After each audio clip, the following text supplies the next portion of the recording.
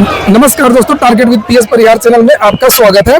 आज के इस वीडियो में दो प्रमुख सूचना है। एक है उत्तर प्रदेश अधीनस्थ सेवा चयन आयोग की और दूसरी सूचना है शिक्षा सेवा चयन आयोग की। तो पहले हम लोग बात करेंगे यूपी ट्रिपल एससी की। तो यूपी ट्रिपल एससी ने आज एक बहुप्रतीक्षित रिजल्ट जारी कर दिया है, जिसे आप लोग यहाँ पर ये देख सकते हैं।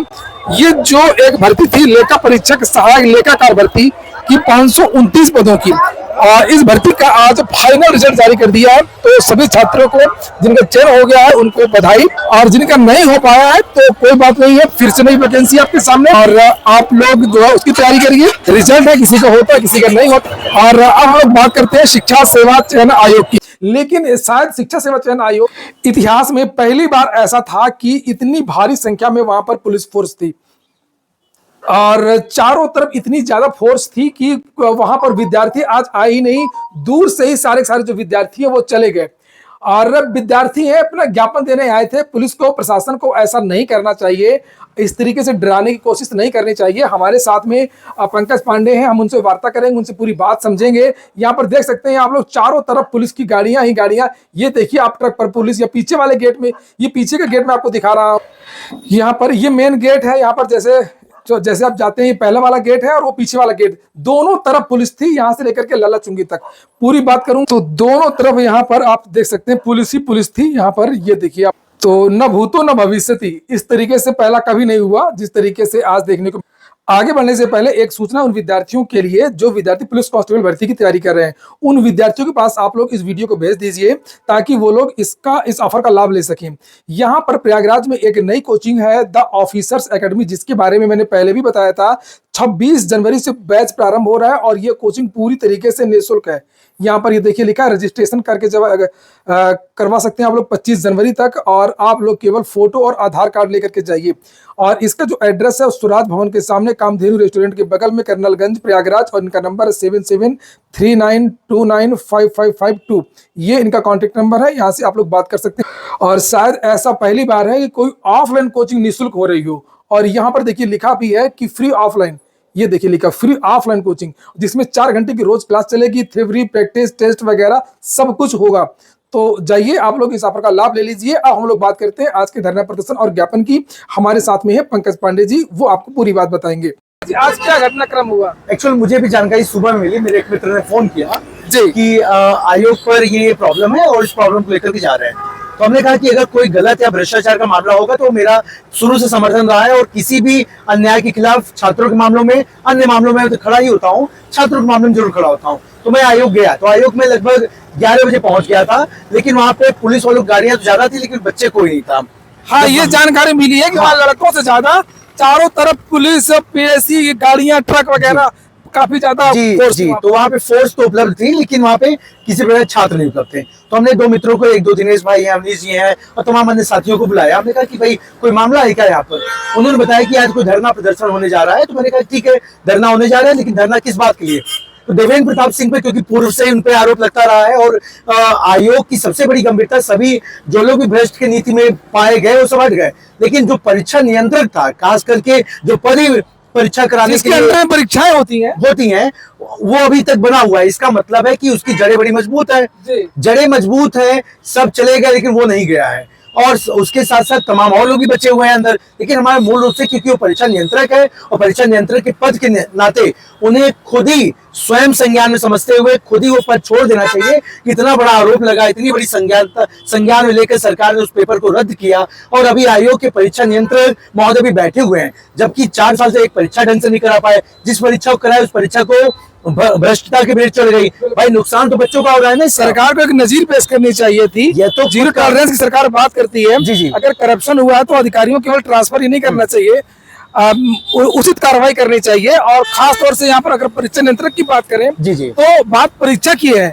असिस्टेंट प्रोफेसर भर्ती की परीक्षा में एक गंभीर भ्रष्टाचार के आरोप लगे हैं और सबूत भी मिले हैं। जांच चल रही है, उसकी जांच अभी चल रही है, और नैतिक कारणों से स्वतः उनको पद छोड़ देना चाहिए, क्योंकि इतना बड़ा आरोप लग रहा है और वो पद पे बने हुए हैं। कहीं मुझे डर ये लग रहा है कहीं ऐसा ना हो कि छुप छुपैया अगर वही आदमी बैठा हुआ है तो कंधे नाली में अगर कहीं ऐसा ना हो फिर से वो कंडीशन बनाए, क्योंकि उसकी जो गंदगी है जो उसके पनप रही होगी भले कुछ देर के लिए शांत हो, लेकिन उसे मौका मिलने पे दोबारा ऐसी स्थिति बनाने की संभावना जताई जाती है। लेकिन एक अनुभवी व्यक्ति जो अनुभवी प्रशासनिक अधिकारी रहे डीजीपी महोदय, मैं उन तक आपकी ये बात पहुंचाना चाहूंगा कि अगर आपको इसको विशेष रूप से उन पर नजर बनाए रखना चाहिए कि कहीं ऐसा ना हो कि आप कहीं छत के नीचे इतनी बड़ी घटना दोबारा हो जाए, इसलिए विशेष रूप से उन पर ध्यान रखें। और मैं तो सरकार तक अगर बात पहुंच रही है, सरकार से मैं निवेदन करूंगा कि ऐसे व्यक्ति को पद पे रखना अनुचित होगा और नैतिक स्तर से ही उनको हटा देना चाहिए। आज वहाँ पे हुआ क्या? आज हुआ वहाँ पे कि वहाँ पे हम लोगों ने ज्ञापन दिया, हम लोग जी आप वहाँ पे गए तो 10 बजे से LIU का मैट्रिक मूड थी और मैं पहली बार देखा कि भूमि प्रशासन उसका गेट नंबर 1 गेट नंबर 2 हाँ वहाँ पर CO STF जी जी भाई, वो तो उनका प्रशासनिक लॉ एंड ऑर्डर को देखते हुए वहाँ प्रशासन मौजूद था, लेकिन वहाँ पे हमारे 10 से 15 साथी आ चुके थे। 10 से 15 साथी 11:30 के आसपास आए हैं। उसके बाद हम लोगों ने ज्ञापन दिया है, उसमें दो ज्ञापन था। एक ज्ञापन था कि देवेंद्र प्रताप सिंह जो कि परीक्षा नियंत्रक है उनको नैतिक स्तर से पद से हटाया जाए, उनको हटा करके किसी नए परीक्षा नियंत्रक को लाया जाए। और हमें पूरा विश्वास है कि जो डेट दिनांक दिया गया है, अगर अध्यक्ष जी जो उपलब्ध है वो अपने अंतर्गत जो भी परीक्षा कराएंगे अच्छा और बेहतर तरीके से कराएंगे, ऐसा मुझे विश्वास है। साथ में एक पत्र और दिया गया कि परीक्षा साफ सुथरे तरीके से हो पाए, इसको लेकर विशेष ध्यान आयोग इस पर रखे। अगर किसी प्रकार की गड़बड़ी होती है, इससे परीक्षा तो जो लेट सवेर होगा ही होगा, बहुत सारे बच्चों की उम्र सीमा समाप्त हो जाती है। बच्चे लगातार, क्योंकि उनके ऊपर आर्थिक बोझ आता है, यस एक एग्जाम को कराने में लग जाता है, आर्थिक बोझ बहुत आता है, नैतिक स्तर टूट जाते हैं, बच्चे एकदम परेशान हो चुके हैं। बहुत सारे बच्चे मतलब कुछ उनके पास विकल्प नहीं बचता है, तो हम नहीं चाहते हैं कि ऐसी स्थितियां बने। हम बस जी शिक्षा सेवा चयन आयोग के और इससे पहले माध्यमिक चयन बोर्ड का जी पहली बार ऐसा हुआ है जी पेपर रद्द हुआ है। दोनों ही स्तर से आयोग पर कहीं न कहीं फेल्योर रहा है। लेकिन हम निवेदन करेंगे कि एक तो नैतिक स्तर से देवेंद्र प्रताप सिंह को खुद ही पद छोड़ देना चाहिए, और अगर नहीं छोड़ रहे हैं तो सरकार को संज्ञान में लेकर के ऐसे परीक्षा नियंत्रक को पद पे न बैठाया जाए, क्योंकि उन पर ऑलरेडी दोषारोपण आ रहा है कि वो एक भ्रष्ट व्यक्तित्व जो कि परीक्षा करवा रहा है। और जांच के अंतर्गत अगर कोई व्यक्ति बैठा हो, उस पद पे बैठा हो जिसका परीक्षा रद्द कर दी गई हो, वो तो स्वतः छोड़ देना चाहिए। ऐसा होना है। फिलहाल में हम लोगों ने 2 पत्र दिया है और आगामी किसी भी परेशानी, किसी भ्रष्टाचार, किसी भी छात्रों के अन्याय के साथ हम लोग लगातार आयोग पर अपने उस मामले को लेकर के लगातार हम लोग नजर बनाए रखे हैं। आयोग सुचारू रूप से परीक्षा को कराए, समयबद्ध तरीके से कराए, इसको हम लोग आशा करते हैं। और हम लोग चाहेंगे, परीक्षा की दिनांक आ चुकी है, सब लोग अपनी परीक्षा में लगे और नई भर्ती जल्दी, उनकी कोशिश है नई भर्ती भी वो दे देंगे। जी इसको जी आज जब मैं उत्तर प्रदेश शिक्षा सेवा चयन आयोग जब मैं पहुंचा सुबह 10 बजे भैया, तो वहाँ पे LIU पूरी एक्टिव मोड में थी। और जो शिक्षा सेवा चयन आयोग जो वहाँ पे गेटमैन थे, उन्होंने मुझसे यही कहा कि नेताजी आप यहाँ आइए। तो हमने कहा कि क्या बात है? बोले कि जो है आप किसका आंदोलन है? तो हमने कहा कि सर यहाँ पे प्रतियोगी छात्रों का आंदोलन है। बोले कि जो है आप लोग यहाँ से तुरंत जो है कि अपना कुछ करना है, हट भाग जाइए। हाँ, उसके बाद जो है कि SO साहब जो चौकी इंचार्ज हैं, उन्होंने मेरा मोबाइल नंबर लिया, मुझसे पूछे क्या करते हो। मैं बताया पढ़ता हूँ यहाँ पे, कहाँ रहते हो, तो मैंने अपना पूरा डिटेल बताया कि मैं यहाँ ऐसे रहता हूँ। लेकिन मैंने पहली बार इतिहास में देखा शिक्षा सेवा चयन आयोग पूरी छावनी में तब्दील था, गेट नंबर 1 गेट नंबर 2। और यहाँ की जो करनालगंज की जो आपके CO थी, और उसके बाद जो है कि 3 गाड़ियां लल्ला चुंगी से लेकर के शिक्षा सेवा चयन आयोग मतलब मॉक ड्रिल के मूवमेंट कर रहे थे कि कोई मतलब ऐसे लोग, नेता लोग मिल जाए जो है कि जो छात्र मतलब यहाँ पे नेतृत्व करने आए हैं, मैं उनको उठा लूं।